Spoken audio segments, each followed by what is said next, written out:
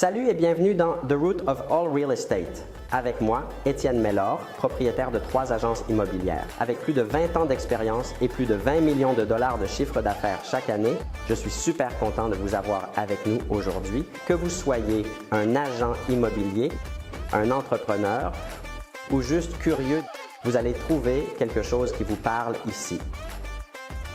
Si vous êtes prêt à foncer, saisir de nouvelles opportunités, vous êtes au bon endroit. Vous écoutez The Root of All Real Estate avec Solange Trébuc. Comment qu'on commence? Et comment est-ce qu'on commence? Moi, je suis un acheteur. Je veux me lancer dans l'investissement immobilier. Non, mais c'est ça. Ça serait quoi tes recommandations? Parce que là, tu dis commencer avec une propriété. Oui, je te le dis simple, c'est de ne pas acheter avec ton cœur.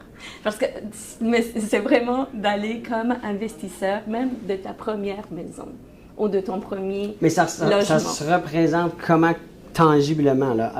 Qu'est-ce que je regarde? Qu'est-ce que je cherche? Parce que tu parles de cash flow, c'est très difficile d'avoir du cash flow aujourd'hui, du moins dans plusieurs secteurs. Là.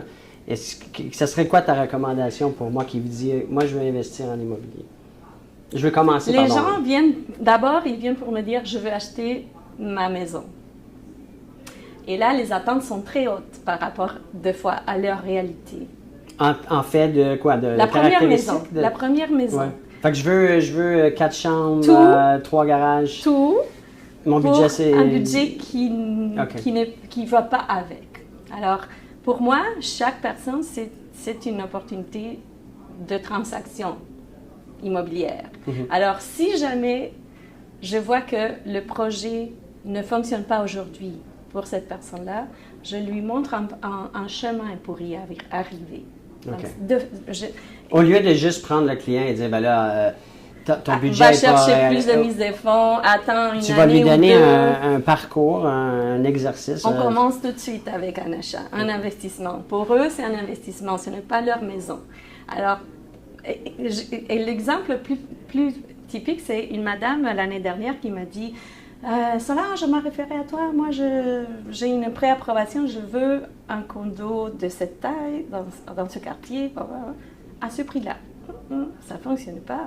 Alors, moi, je lui présente la propriété qu'elle peut se permettre comme un évier pour y aller dans 2 ans ou 3 ans à ce qu'elle veut. Fait que, si je comprends bien, c'est d'expliquer que pour l'instant, achète telle propriété et ça va te donner un surplus d'argent que tu peux mettre de côté ou réinvestir en attendant de...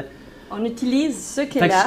Moi, j'utilise ta propre maison. Oui, j'utilise ce que le client a aujourd'hui et j'ai fait une transaction aujourd'hui, selon ses moyens. J'ai négocié le prix. Et c'est ça leur garantie. Mon point fort, c'est vraiment de négocier le prix d'achat. Je suis bonne pour... j'ai l'œil pour ça. Alors, on achète une propriété, on la loue, elle attend une année, une année et demie. C'est pas loué à la personne qui... Non, elle la loue à une tierce personne. Parce que la madame, elle ne veut pas vivre à Brossard. Elle veut vivre à Saint-Lambert. Alors, pour tu fais les calculs, tu fais le travail d'évaluer. OK, ben si on fait cet investissement-là aujourd'hui, dans 2 ans, 3 ans, tu pourras te rendre là où tu pourras avoir la propriété de tes rêves. Là où tu veux. Là où tu pensais que tu voulais commencer. Oui, mais n'attends pas. Commence tout de suite. Tu commences tout de suite. Au bout de 2 ans, elle la revend avec un profit. C'est ça, il faut que tu aies beaucoup de confiance. Il faut que le client ait beaucoup de confiance. C'est ça. Fait que ça, comment tu construis cette confiance? C'est comme ça. Mais comment tu t'y prends? Si tu veux partager. On va juste... ton truc, ton...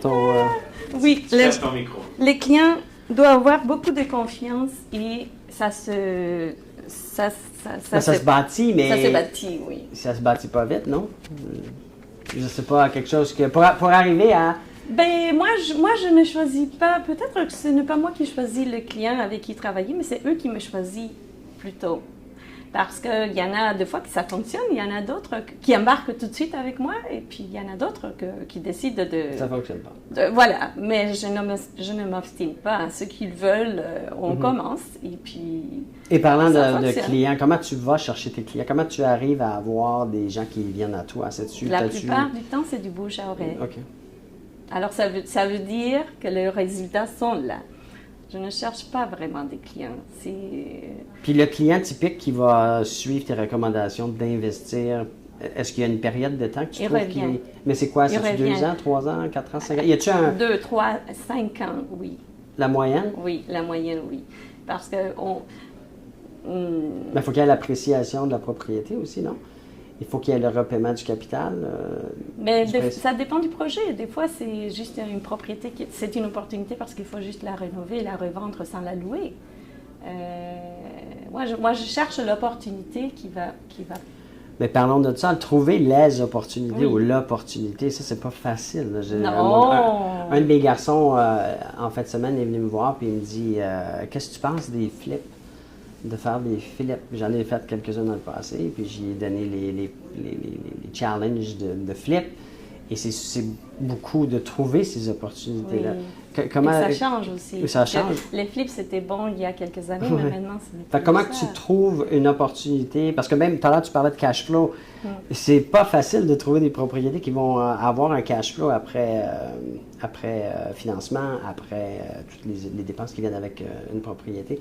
Oui. Est-ce que tu as une méthodologie quelconque ou c'est juste beaucoup de travail, beaucoup de recherche? Non, c'est beaucoup de travail et c'est beaucoup d'analyse à chaque mandat. Ce n'est pas un travail automatique qui fonctionne. Ce n'est pas 2 plus 2, c'est 4 tout le temps. Non, parce qu'il faut que tu fasses le calcul basé sur la mise de fonds, sur la qualification du client, son état financier personnel. Les possibilités de loyer dans X, Y, Z région, type de propriété, etc. Oui. C'est quand même beaucoup de travail. Oui, mais j'ai réussi à m'organiser pour cibler une clientèle qui cherche particulièrement soit le centre-ville de Montréal, parce que j'ai une bonne clientèle aussi à l'international. Okay. Alors souvent, c'est des familles aisément de façon financière qui veulent que leurs enfants poursuivent les études ici, les études universitaires ici. Et donc, ils veulent commencer avec un achat, souvent c'est ça. Maintenant, on est un peu restreint avec la nouvelle loi qui empêche les... C'est temporaire. Oui, j'espère. J'espère que c'est... Tu me disais, toi, tu as investi, tu investis... Et à l'île des Sœurs particulièrement. Qui est un bon endroit...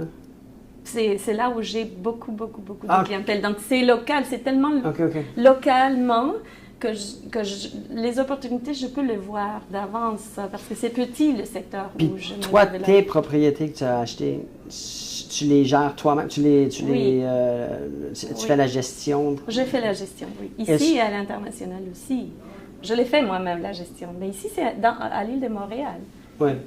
Non, mais quand même, ça requiert une autre sorte d'organisation, de disponibilité. Pour tes clients qui font l'achat de ces propriétés-là, est-ce que tu offres ce service-là de faire la gestion? J'essaie de ne pas l'offrir. Ils me le demandent. Je le fais uniquement pour ceux qui sont à l'étranger. OK. Pour les autres, non. Si vous êtes ici, c'est parce que vous prenez votre business d'une manière sérieuse. Étienne va prendre le temps de vous expliquer exactement qu'est-ce que ça prend pour être capable de générer plus gros revenus. Moi, ça fait quand même très longtemps que je connais Étienne. Puis ce que moi, j'ai appris d'Étienne, c'est qu'il regardait toujours les choses d'une manière élargie. Quand on a une vision de voir quelque chose d'un côté, lui essaie de voir, mais comment est-ce qu'on peut faire ça 10 fois plus, 10 fois plus gros. Il pense toujours en gros. Que vous soyez à temps partiel, que vous soyez à temps plein, que vous soyez un étudiant, que vous soyez mère de famille, puis vous travaillez de la maison, il y a quelque chose pour tout le monde ici. Prenez la chance. Je vous garantis que vous allez avoir des résultats. C'est une opportunité qui est rare, c'est une opportunité qui ne sera pas là continuellement. Amenez votre business au prochain niveau. Vous risquez de le regretter, je vous le dis. Cliquez en bas, vous n'avez rien à perdre. Non, la gestion. Est-ce que tu les aides à comprendre comment? Oui. Ou, ça veut dire quoi, la gestion d'une propriété? Oui, je les aide souvent sur la recherche de le premier locataire, en fait. Okay. Et on continue, par la suite, ils continuent par eux-mêmes. J'essaie, mais je reçois beaucoup de consultations aussi. Donc, en cours de contrat, ou parfois on me demande pour que je le représente auprès de la Régie du logement aussi. Donc, j'ai fait beaucoup de gestion. Tu les accompagnes c'est un accompagnement. Pour le cheminement au complet. Là. C'est un accompagnement. C'est pour ça que c'est comme ça que je suis au courant de ce qu'eux, ils font. Et si tu me demandes s'il revient à tous les 5 ans, je ne pourrais peut-être pas te dire parce que récurremment, on en parle. Alors, ça m'arrive, par exemple, d'appeler un de mes clients pour lui dire, écoute, il y a une telle propriété qui a de l'allure, est-ce que tu serais prêt? Et il décide de mettre en vente ceux dont je les ai vendus avant, puis pour acheter quelque chose d'autre, oui. Et j'ai déjà l'acheteur pour la propriété pour eux-mêmes. Fait que tu t'es créé un network, une base de données, et que tu travailles à leur trouver des opportunités qui reflètent leur objectif qui était à la première rencontre, leur objectif original, initial. Et je ne fais pas des flips maintenant. Non. Non. C'est quoi ton plus gros défi là, présentement là, dans ta business? En ce moment, mon plus gros défi, c'est vraiment de pouvoir partager cette façon de faire et que les autres, d'autres collègues avec moi puissent avoir le même modèle parce qu'il n'y en a pas beaucoup. Je trouve qu'on est tout le temps à la recherche des nouveaux clients, mais c'est difficile d'avoir une relation avec ton client au bout de 5, 6, 7, 8, 10 ans. C'est comme... De garder la relation? Non, je veux dire d'avoir d'autres collègues qui voudraient travailler de la même façon que moi. Oui. Je trouve que c'est assez différent, mon approche. C'est très différent. C'est très différent. Mais tu dis que tu aimerais quoi? Avoir d'autres collègues avec qui on pourrait avoir le même ce qu'on fait aujourd'hui, ça va t'aider fort probablement. Non, mais c'est la puissance des réseaux sociaux, c'est de pouvoir raconter qui nous sommes, qu'est-ce qu'on fait, qu'est-ce qui nous différencie, notre vision de la business, et après de le mettre de l'avant au plus grand nombre de courtiers clients aussi, pour voir qui serait intéressé, qui aime cette philosophie-là. Mais je l'espère. Je me suis déjà fait dire, exemple, mais lorsque j'accompagne un client, il se sent comme si j'achète pour moi-même, vois-tu? C'est comme... Il ne me voit pas comme... maintenant, je suis en transaction avec des clients qui sont à Toronto et je leur propose d'envoyer quelqu'un pour visiter avec moi la propriété. Ils me disent, non, si tu me dis que c'est ça, c'est... Donc, la confiance, ce n'est pas quelque chose que j'ai développé ou que j'ai besoin de la présenter. C'est la confiance, elle est là. Ben ça part. Tout part de la confiance. Et pour moi, ça me fait plaisir. Écoute, c'est un beau compliment. Je peux m'organiser les visites à ma façon parce que c'est vrai que j'achète pour eux comme si c'est pour moi. Alors... C'est un concept qui est intéressant. C'est un concept que tu pourrais utiliser comme bannière, comme service immobilier, mais avoir plus de visibilité sur ce système-là, sur cette approche-là. Je suis sûr qu'il y a d'autres courtiers qui vont nous regarder, qui vont dire « Ah ça, j'aime bien cette idée » ou c'est une belle façon de le voir aussi. Puis je pense que ça te donne aussi beaucoup plus d'opportunités quand on le regarde de cet aspect-là, parce que tu ne dis pas non à un client qui peut-être n'a pas l'information nécessaire pour savoir que ce qu'il pense qu'il peut acheter aujourd'hui, c'est peut-être pas réaliste, versus ce qu'on peut faire aujourd'hui pour qu'il puisse y arriver, comme tu as si bien décrit là, tantôt. On fait un peu comme psychologue aussi de chaque client. C'est de prendre le temps de faire de la consultation. C'est ce que tu disais tantôt. C'est de vraiment comprendre le besoin puis d'arriver à trouver une solution, même si... pas juste faire la transaction pour faire une transaction. Oui, voilà. Non, c'est ça. Il ne faut pas forcer les choses.